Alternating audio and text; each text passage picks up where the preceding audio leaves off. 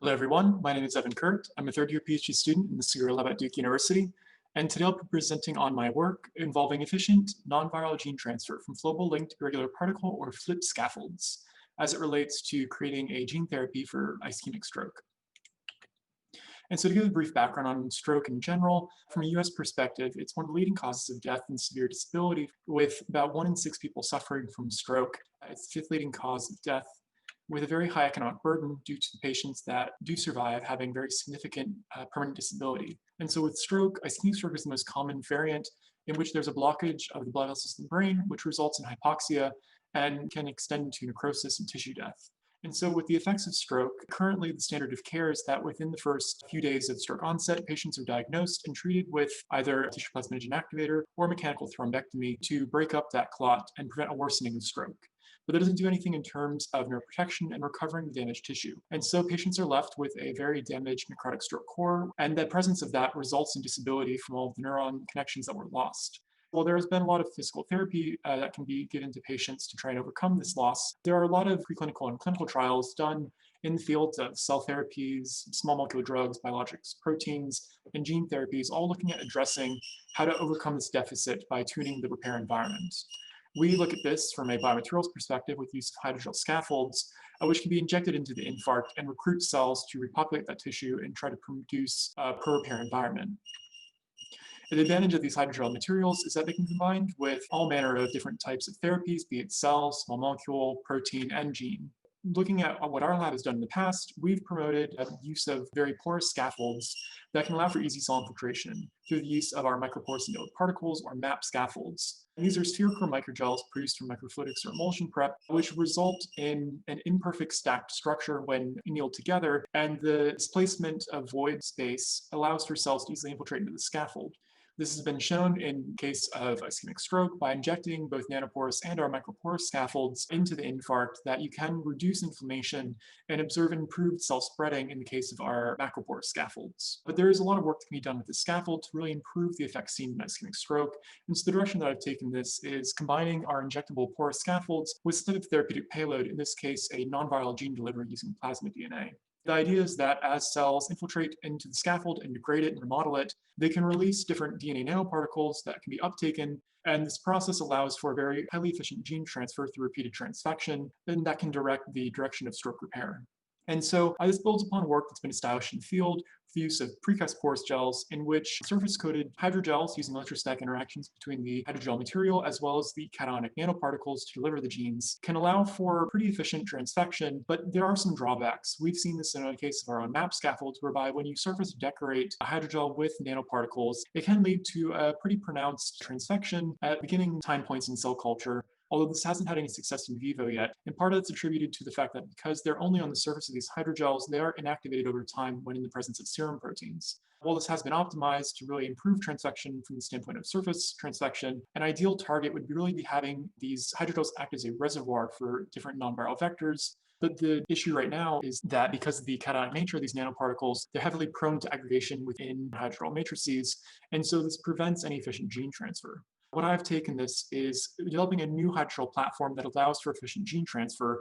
starting with optimizing the nanoparticle formulation to avoid any steric interactions and aggregation that might occur, and then embedding these into a bulk hydrogel matrix, which can then be converted through a very simple sieving process into what we dub as shred hydrogel microparticles, which contain high amounts of the nucleic acid nanoparticles, which are then able to be then annealed back into a macroporous scaffold that can allow for easy cell infiltration and transfection in 2D and 3D cell culture. And so to break this down into what we've been able to develop, the first step is looking at the nanoparticle preparation. And in this case, we're building off of just simple polyethylenediamine PEI DNA nanoparticles, which are then surface-coated electrostatically with hyaluronic acid, the material that we use for our hydrogel backbone. On top of this, we've taken previous formulations that our lab developed, in which you can cryoprotect these nanoparticles in the presence of sucrose or low melting point agarose, and allow that to be lyophilized such that they can then be reconstituted. And so in terms of optimization here, we looked at several different classes of HA material that we use for hydrogels, be it unmodified HA, which is just consisting of carboxylic acids, and acrylamide modified HA, which we use for microaddition chemistry to produce our hydrogels, as well as an Orbornine modified HA, which we use for radical-induced cross-linking. In the case of nanoparticles, the functionalization really affects more the coding properties than so cross-linking, as the particles themselves aren't intended to be cross-linked. Through the different coding parameters, we can optimize the relation between the HA and PEI, as well as the standard N-to-P ratio between the PEI and DNA, and optimize both size and charge to be optimal for transfection as well as stability. And through these formulations, with an example here from the Morbornium-coated nanoparticles, we can see that after lyophilization, reconstitution, and buffer, the nanoparticles are very stable and don't differ too much in size from those freshly prepared, whereas without that coating, you end up with very large aggregated particles over time. We also see in 2D cell culture that these coatings don't impede transfection, in some cases might even help with cell viability. However, the goal again is to have these embedded into a main hydrogel precursor solution. What we do for our lab is using hyaluronic acid as our hydrogel backbone, and specifically we look towards the acrylated hyaluronic acid such that we can use microaddition chemistry with a dithiol crosslinker containing an MMP cleavable motif that allows for easy cell degradation once implanted or injected. The idea is that loading into this hydrogel precursor solution, we can reconstitute the lyophilized polyplexes. And comparing that to just freshly prepared polyplexes without any coating, what you see is that there's a very high amount of aggregation and no transfection from that condition. Whereas with our optimized formulation using coating and lyophilization, we had a very well distributed nanoparticle environment. This has also been optimized through the same design and experiment approach as before, looking at the different coatings to really pick out which parameters lead to the best distributed nanoparticles, as well as optimizing further the sucrose concentration needed to cryoprotect and lyophilize these to allow for greater concentrations. We've been able to push this as high as 5 microgram per microliter of the nanoparticles within the hydrogel and show that upon degradation and release, these nanoparticles are still very stable and active and are able to transfect cells in 2D cell culture.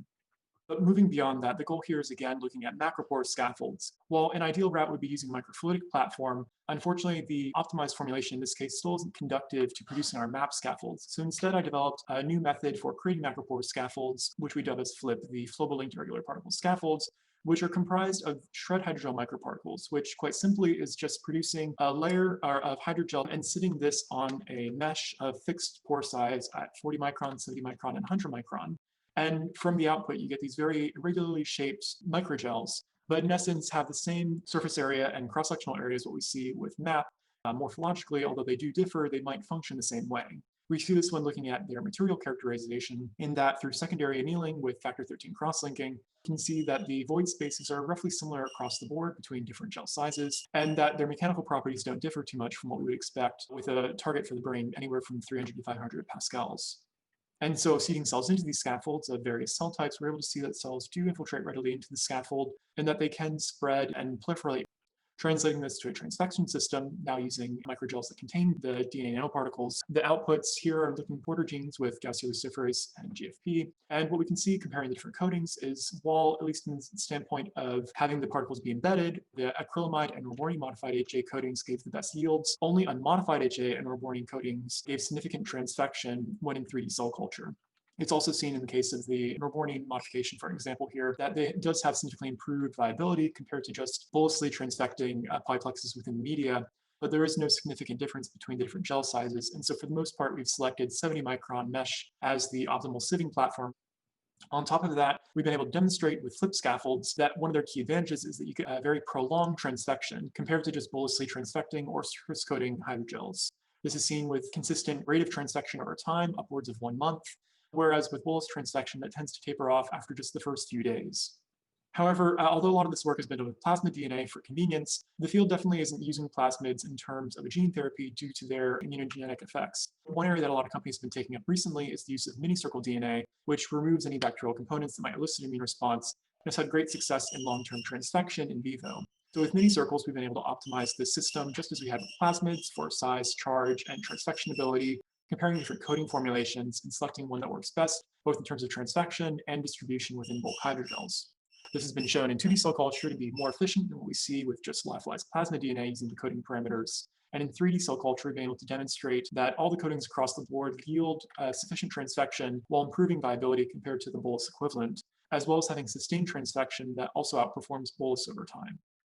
One of the advantages of flip scaffolds, aside from just the ability to load DNA into them, is that as it is a granular hydrogel, you can combine different formulations of flip itself and get different outputs in terms of cell response or different partitioning of the scaffold. What we looked at here was combining 2 different shred microgels, ones that contained the DNA and ones that did not, and optimize sort of how much was actually needed to see transfection without inducing any cytotoxic effects. And by comparing this to the amount of RGD, or the adhesion motif that we use, we're able to determine that you only need about 60 to 80% of loaded nanoparticle flip in order to have about the same amount of transfection as we would be observing using just completely nanoparticle containing flip. Another direction that this can be taken, especially in the case of ischemic stroke, is that we've been looking previously with MAP scaffolds at doing layered systems whereby we could direct cell fate and cell morphology within that infarct to lead to better recovery. So with flip scaffold systems, we've been able to demonstrate that you can indeed make layered gels that are very homogeneous per layer. But with the advantage of loading DNA, we can demonstrate this further by showing that each layer, when loaded with a specific reporter gene, either GFP or mCherry, can have very exclusive expression of those genes based on flow cytometry.